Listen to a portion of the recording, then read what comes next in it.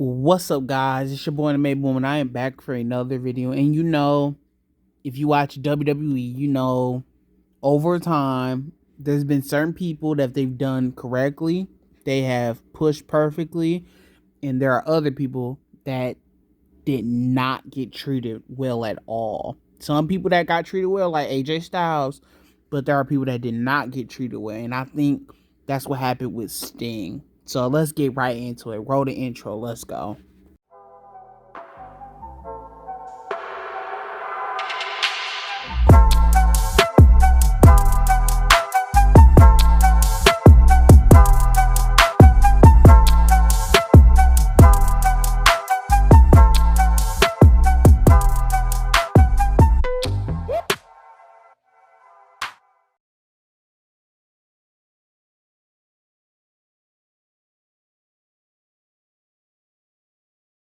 Okay, so who is Sting? Sting is a big star from the old days. He was around during the 90s and the late 80s and doing his thing in WCW. He wasn't in WWE at all.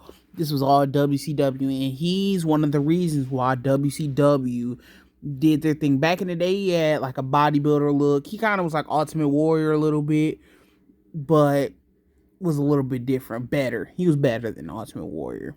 He could do other stuff besides scream and a couple moves, but I don't really know much about that Sting. But he was still a star at that time, having feuds like Ric Flair and was doing his thing. But from most people know him for, his big thing was the Crow Sting stuff, where he changed his character from the light Ultimate Warrior type character to the dark Undertaker type character, and that like helped WCW even more. That's like 96, 97. Those years was when WCW was killing it. And then later on, WCW failed and WWE took over. And then eventually WCW had to shut down. But I don't think that was Sting's fault. Sting did his job. His character was on point, and there was certain stuff that happened. It was like, oh man, like I think when he was supposed to beat Hulk Hogan, but then they messed it all up, and then he kind of beat Hulk Hogan, but it didn't happen how it was supposed to. He didn't get a clean victory over Hulk Hogan, so he didn't become world champion like the right way. I think they had to restart the match. I really don't know much about that time, but the character was cool, and that's what made people love Sting.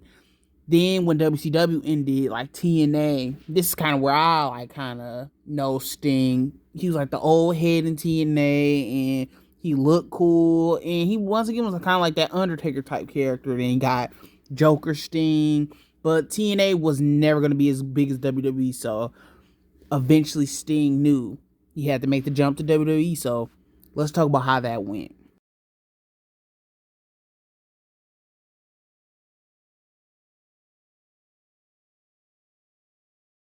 Okay, let's get into Sting's WWE run. So back in 2014, I remember this moment watching Survivor Series, and then Sting arrives and helps Team John Cena beat the Authority. We already got the reveal of Sting gonna be in 2K15, I believe. It was 2K15, and everybody was excited. Everybody was hyped. Great time to be a wrestling fan. Maybe it was 2K16. I think it was 2K15, but that's not the point. He attacked Team Authority, so him and Triple H had a beef that went on from Survivor Series all the way to WrestleMania. And I think this was like the 100% like, okay, so Sting's gonna win. Sting is gonna win, and he moves on. Like, he goes on to the Undertaker, right?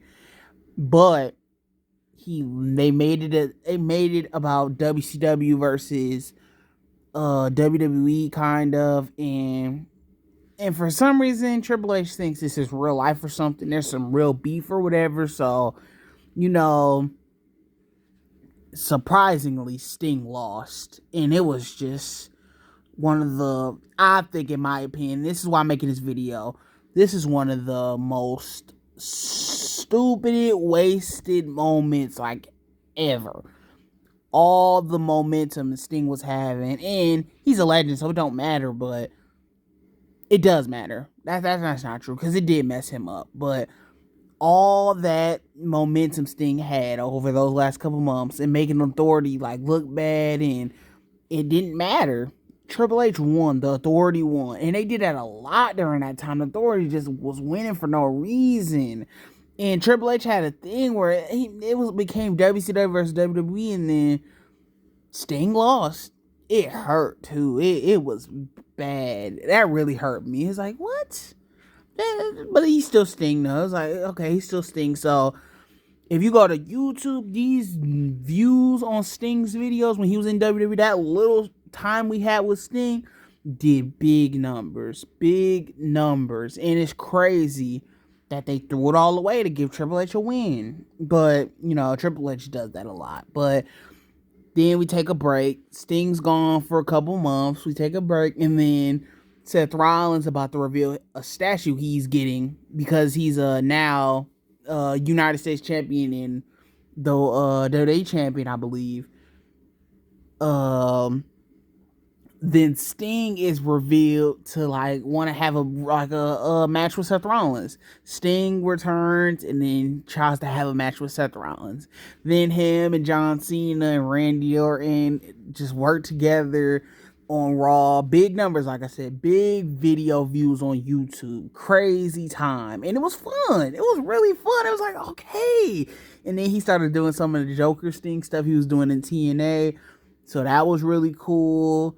And then you get to that Sting versus Seth Rollins match. First thing, I think Sting was like, Seth Rollins could have beat Sting.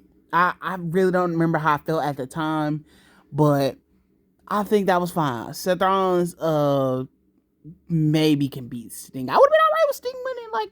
He hasn't been in WWE ever. That would have been cool if him winning something, but yeah, I don't really remember though. I can't really remember. I'm pretty sure I was more with Sting winning. That would have been a pretty cool moment. But Seth Rollins, and I remember it was bad during this time. He kept hurting people. He was kind of hurt. He had a thing of hurting people, breaking John Cena's nose. Then he did the thing to Finn Balor, and then at this Sting moment, he hurt Sting, and Sting had to retire after that, basically. That was the end of it. It was over. Sting was done. That was the end of Sting's WWE run. And he lost to Seth Rollins. So his WWE run was short-lived. It was like a year run, 2014 Survivor Series, all the way to Night of Champions, I believe, in 2015. So, yes, that run was really disappointing. And I want to tell you what went wrong.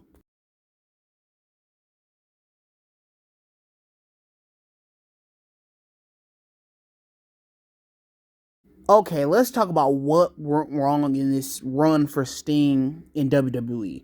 First of all, the first red flag, the Triple H and Sting feud. Why does Triple H have to involve himself with people that we really don't care about? He did it with the Goldberg thing. He overdid it in 2003, making it about him and Goldberg. Bro, you messed that up. Goldberg should have won the Elimination Chamber, and that would have been a great run. He just does it a lot. That match with Seth Rollins at WrestleMania, the match with Roman Reigns at WrestleMania, it happens a lot. And the same thing happened with this Sting feud. This should have been him versus Undertaker. Everybody wanted that dream match. That's a dream match, and they wasted it.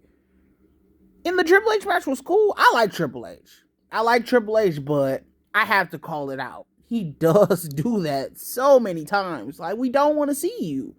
You're like those Sheamus people. Sheamus is cool, but hey, we good without you, man. We are good without you. You can go somewhere. Go have a feud with somebody else. We want to see Sting versus Undertaker.